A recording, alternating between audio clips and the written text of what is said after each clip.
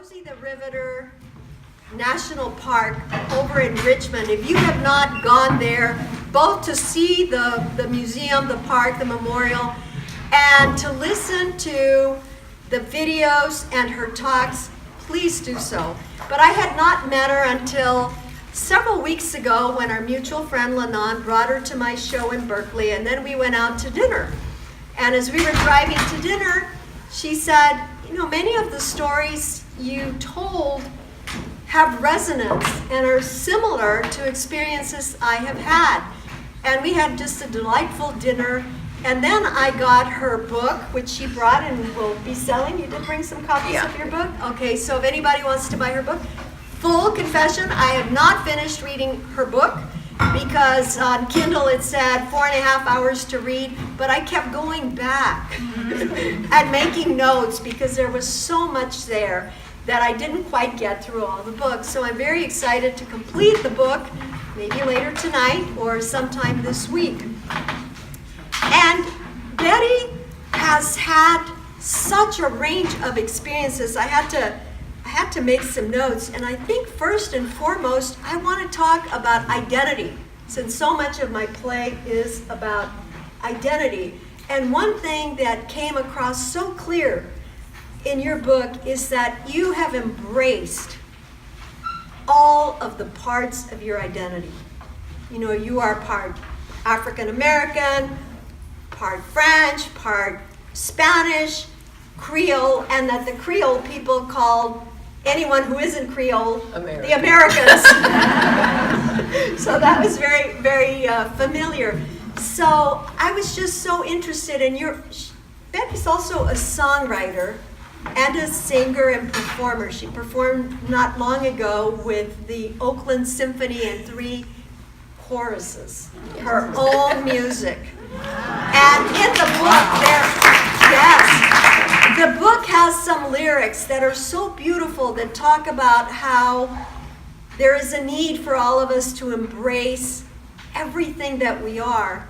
And it is so common for people to be pegged into one place or another. So tell me about how did you come to really embrace all parts of your identity and your background?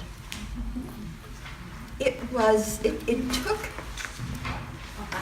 living through a number of decades before I worked that through. I think that the fact that identity has changed. I'm 97, so that means that I've been a lot of women.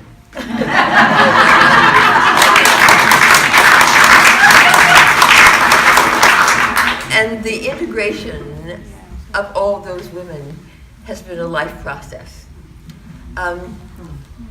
There were times in my life, well, from a small child, for instance, I never had to worry about color differences because my family ran everything from the blackest of black to the most Nordic of white. I had cousins who were blonde and blue-eyed. I had a grandfather who was dark-skinned. All of the effects of all of the races were all a part of my life as a child.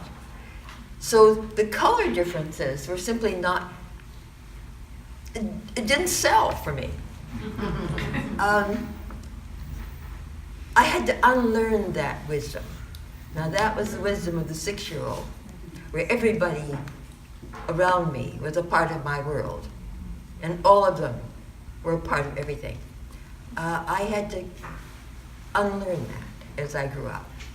I had to unlearn it many, many times. I had to unlearn it when my mother encouraged me to take Spanish in school, because on the color spectrum in my family, I fall somewhere in the middle. I'm a fair-skinned African American, but literally I'm somewhere in the middle in my own family. There's many people fairer skinned than I am as there are darker skinned than I am. So that I had the name of Charbonnet, which is my French name. That was my surname. And the family was bilingual.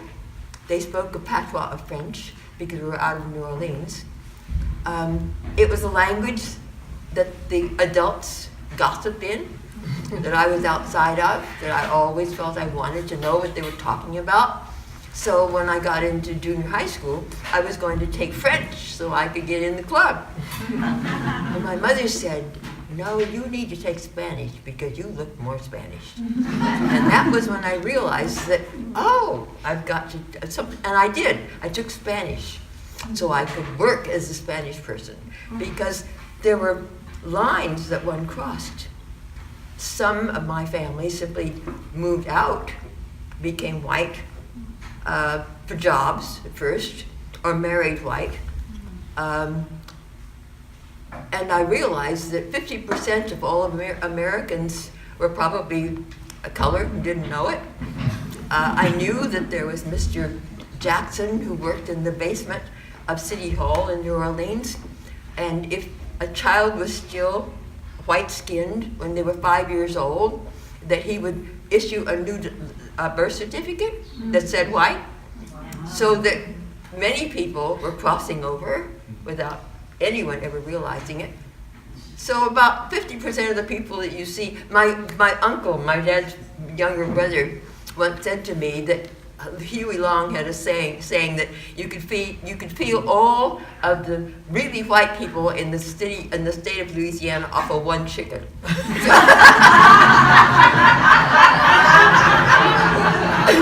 So, and then in the 60s, I had to become politically black.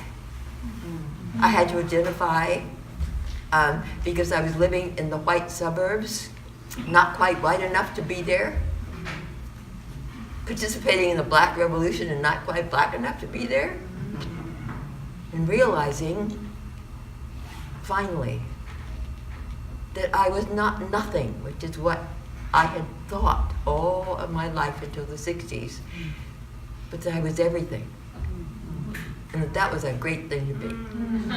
I wrote the song that you're mentioning. It's called To Each of Me. And let me recite that for you now because I think it may be important.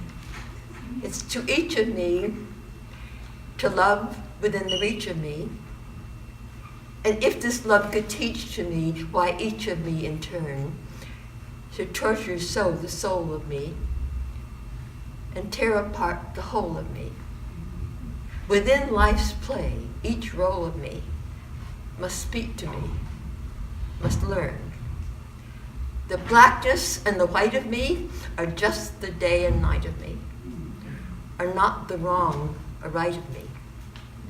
Can't you see there's got to be some answer to this planet's pain, my microcosmic world insane? If only I could make you see. It's here to see. Just look at me. There is within me all of you, from distant lands, the whole of you. The dreams, the heart, the soul of you. If you could only see. The blackness and the white of us are just the day and night of us, are not the wrong or right of us, the meek or might of us. Then we'll be free. Thank you.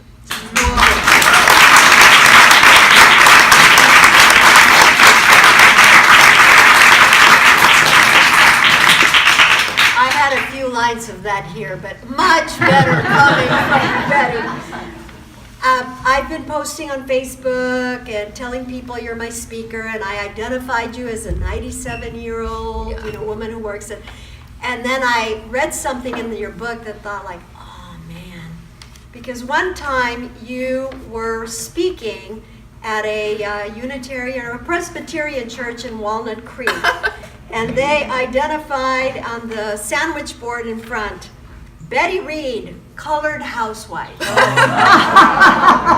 I thought, oh damn, is she gonna think this like Betty Reid, 97-year-old woman, like that's the principal identity. And one thing that I've observed my whole life is that as a woman of color, people sometimes say, well, have you experienced more prejudice being a woman or being Chicana? It's like, I'm indivisible, right? I can't parse out Right. how people treat me. In fact, the example of what happened at the deposition, I don't know if that was racial. I think it probably was. I think he was yanking my chain and just being a jerk. And a lot of lawyers will do anything to get you off center, right? Yeah. I mean, I know how I felt it, but I'm not in his head. So that's one of the really awful things about racism and sexism and all the isms, is that when you're left wondering, am I being treated this way because of this? It's so pernicious. It became very obvious for me that I got into the 90s before I could embrace feminism, because it was masked by the gender issues, because the men in my life were suffering the same oppression that I was. And so that got in the way of my being able to deal with my feminist side. And I didn't, and I think that may have been true for African American women generally, that I was very slow to move into the feminist movement. I've never been certain how to divide those things up. I'm not sure that I've been successful, ever. And I think that we can't divide them. No. We are the whole of us, as your song speaks. The black and white is the day and night. It's all part of the complete day. It is part of who you are, who I am. But does anyone know that beyond the threshold? We know it from inside. Yeah. Well, we are, based on appearance, people immediately make judgments about us. And you hear people say, well, I don't discriminate. I don't see color. I don't care if you're brown, black, green, polka dotted, or man or a woman. The first thing we notice, the two most salient things we notice about people are their physical characteristics that include color and shape of mouth, eyes, face, and secondly, gender. And any time there's any ambiguity about any of those, we are left with a, what are you? And of course, people of mixed heritage, or you don't need to be of mixed heritage, are often asked, what are you? We don't usually ask people in the gender spectrum, what are you? But people think it. Mm-hmm. And so this business of I don't see color and I want to live in a colorblind society, I love the person that I am and the background that I come from. I don't want to be homogenized. Tom Brokaw, I speak English too. But somehow judgments are made about us that are often incorrect.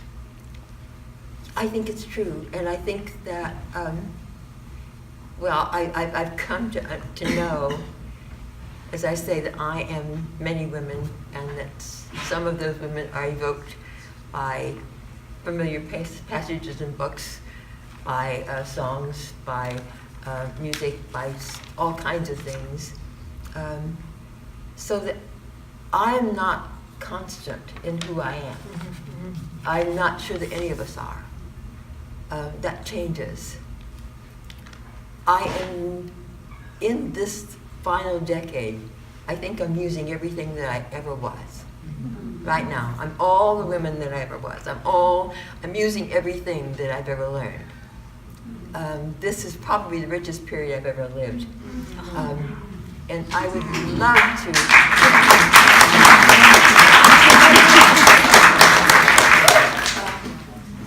I would love to be able to share that.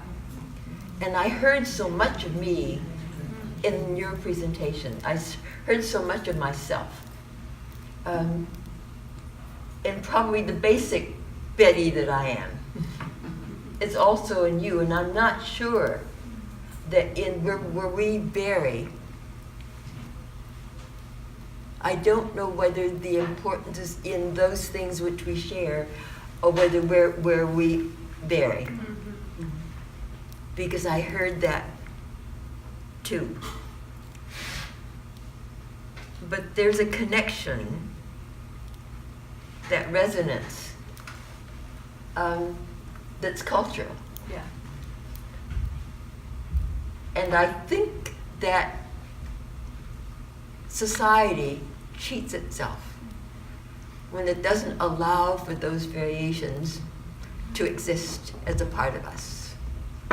A part of our culture is unique, and that's what becomes a part of the whole. It's those differences that I don't see color or I don't see gender cheats us. It's in those variations, it's in those differences that the richness that makes up that melting pot that we all are. I am so furious because most of my Creole culture has been disappeared. It's an enormously rich culture, and it's mostly gone now.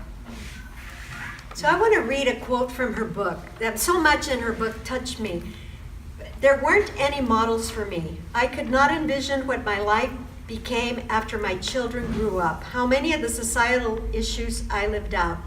My first child, for instance, was gay. My last child, developmentally disabled.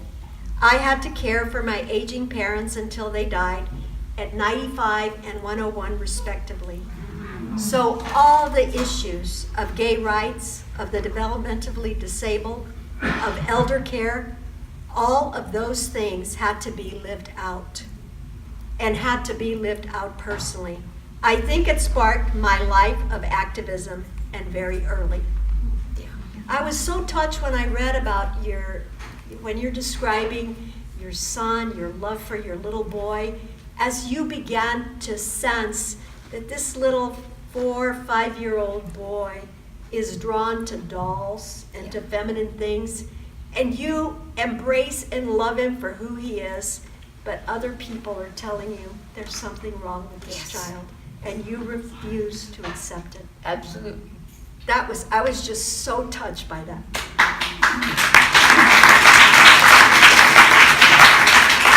Make me cry.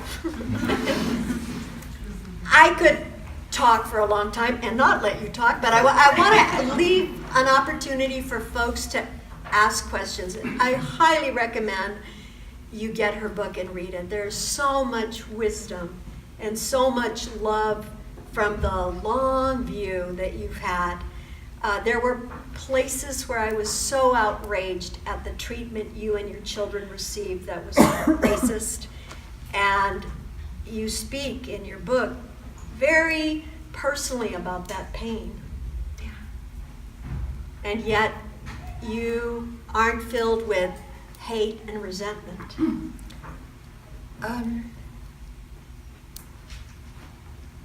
I think we just ought to open up for questions. Please, I don't wanna get lost in questions, that. yes. Yeah. Thank you. Yeah, you with the red.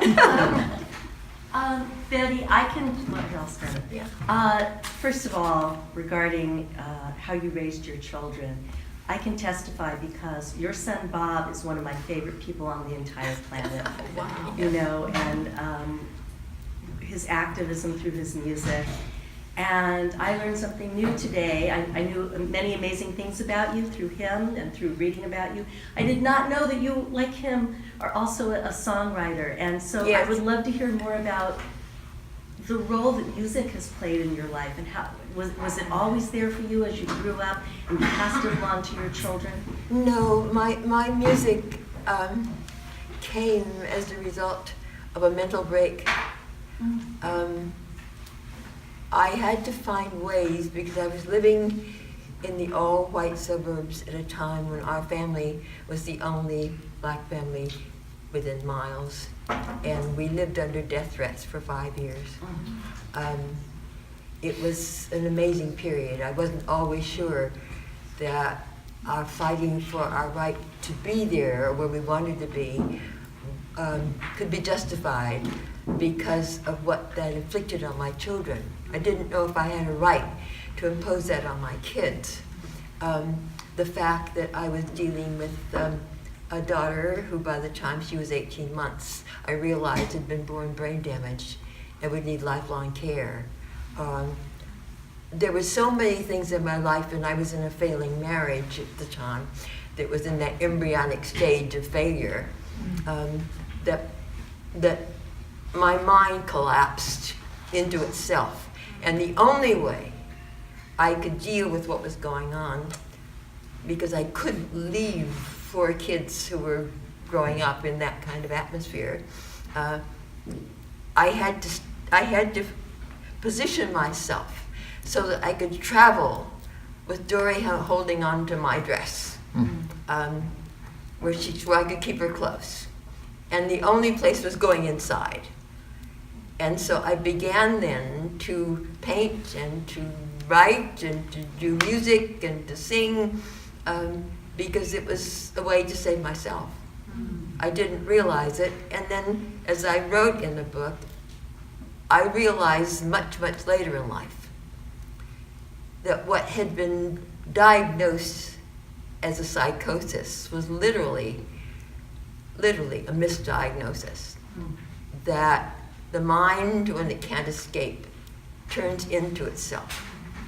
And that was what happened for me, that I had found that 6-year-old girl in myself, for whom everything was possible. And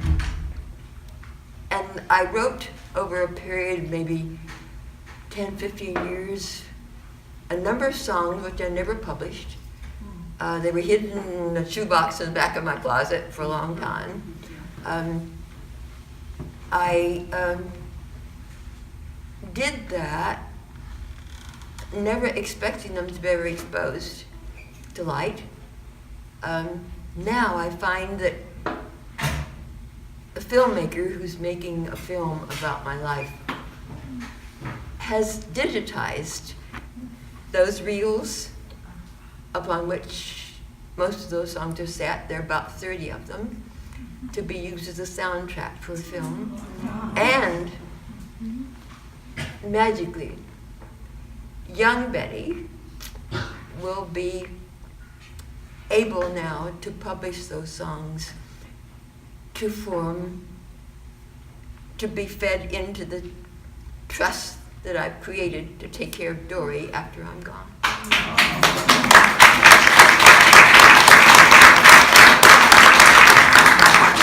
Other questions? What? Yes.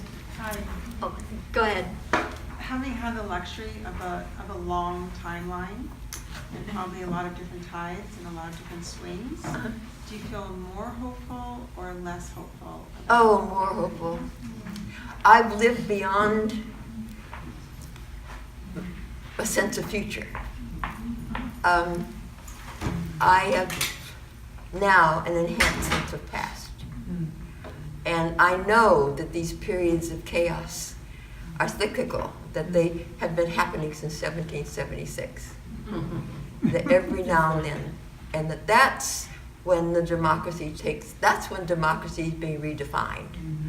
That's when we take the giant leaps. That the one that I remember most clearly is the chaos of the 60s. And that's when, along with millions of others, I helped to create the future that I'm now living in. And that we are now creating the future for our children, our grandchildren. We are in another one of those periods right now.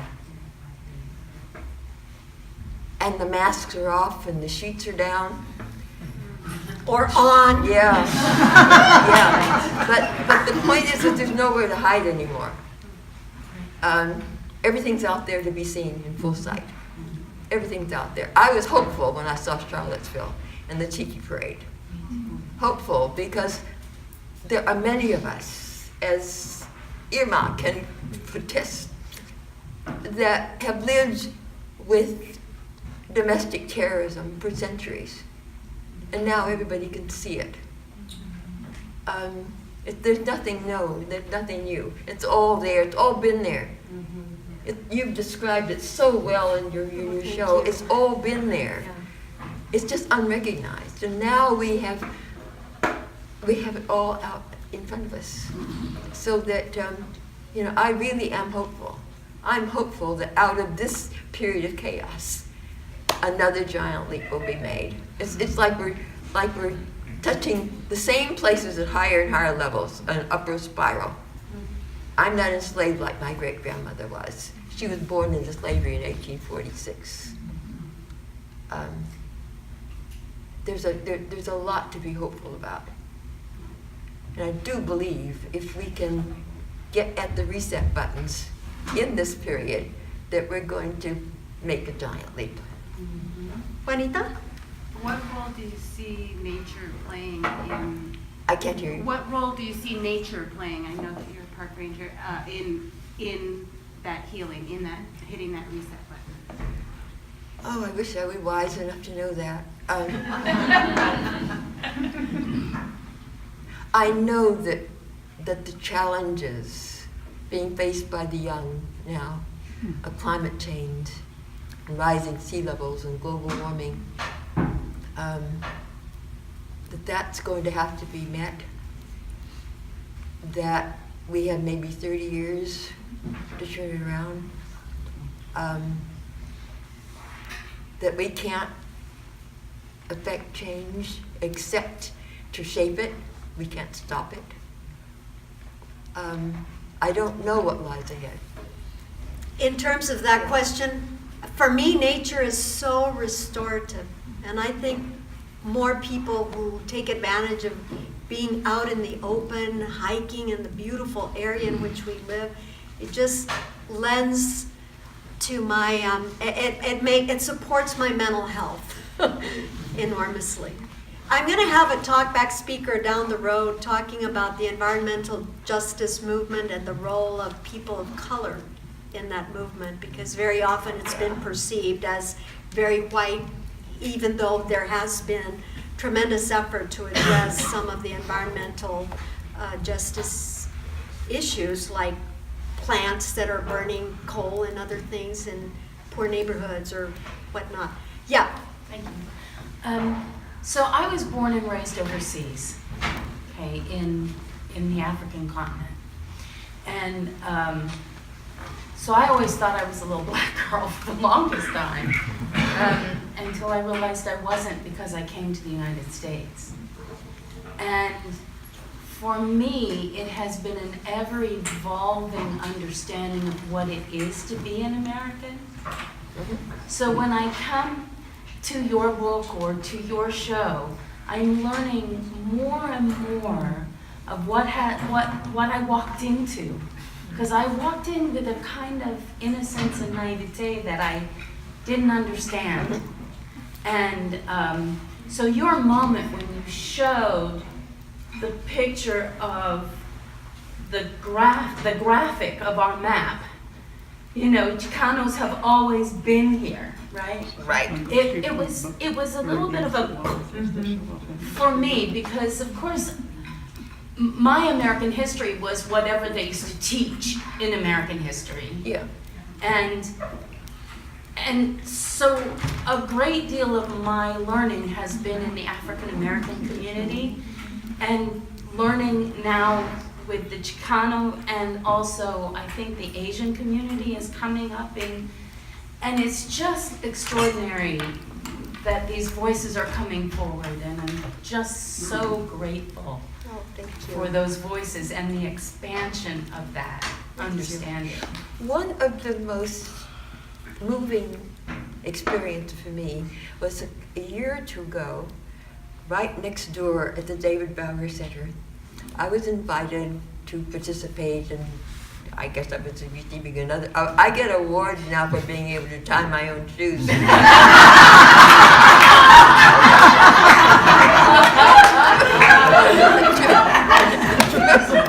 It's true.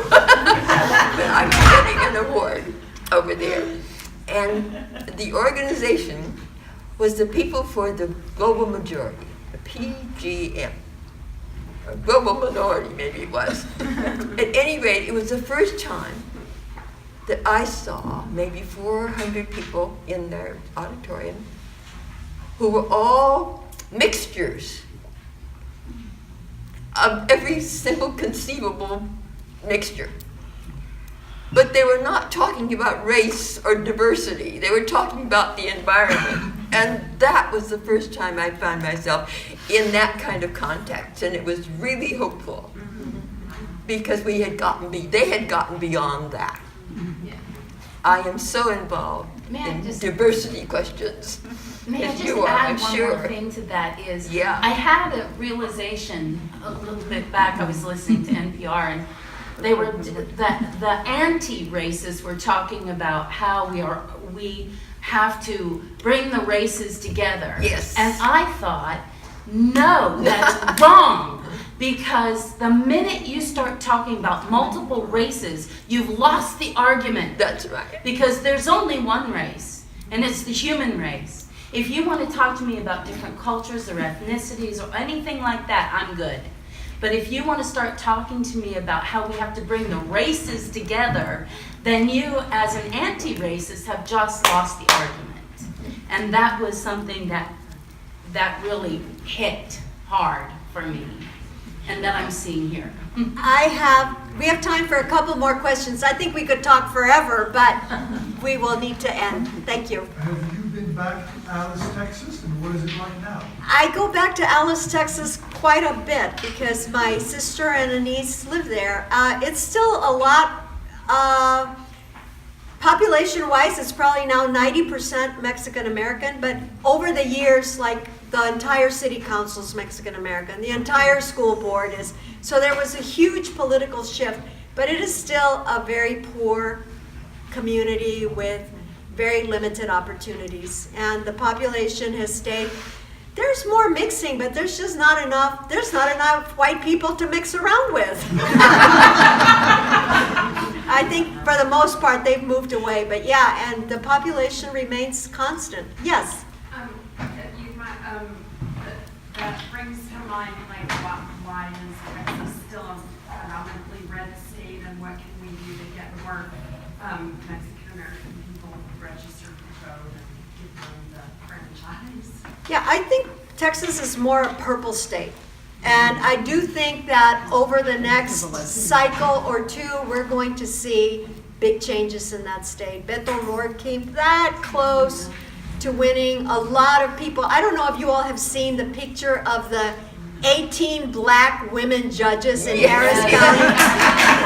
Every time I see that picture, it's like, yes, justice will be done in their courtrooms. So I think that part of it is an education process.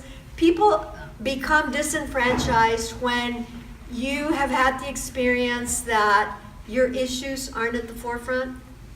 You've been excluded through gerrymandering, through losing the right to vote if you're in the criminal justice system, which so many brown and black men in particular, but not just men.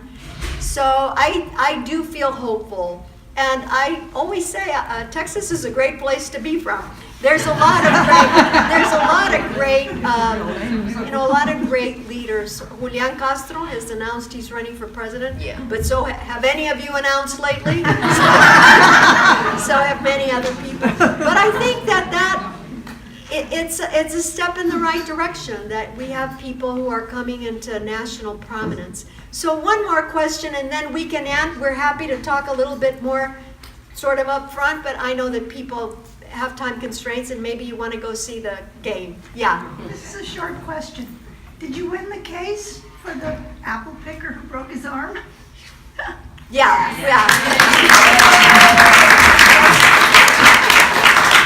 Those were, the little cases. I've been fortunate to work on a lot of wonderful cases, and recently somebody interviewed me and said, what's the most significant case you ever worked on? And I've always had trouble with that question, and then I realized that the most significant thing I've done in my legal career is the chance to work with so many young people who are just starting out in their careers. And one of them is here. Two of them are here, Vera and Rachel. Are you still here, Rachel? Anyhow, so I worked with these young lawyers as they were starting out their careers, and then they've gone on to work in all parts of the country. Many of them aren't doing law anymore, but they're doing other important jobs in our community. And I realize that that, to me, is the most rewarding thing that I have done with my career. The number of people that I've worked with, from whom I have learned a lot. They've taught me a lot, and to be able to see them, it's always just such a thrill. Thank you all so much.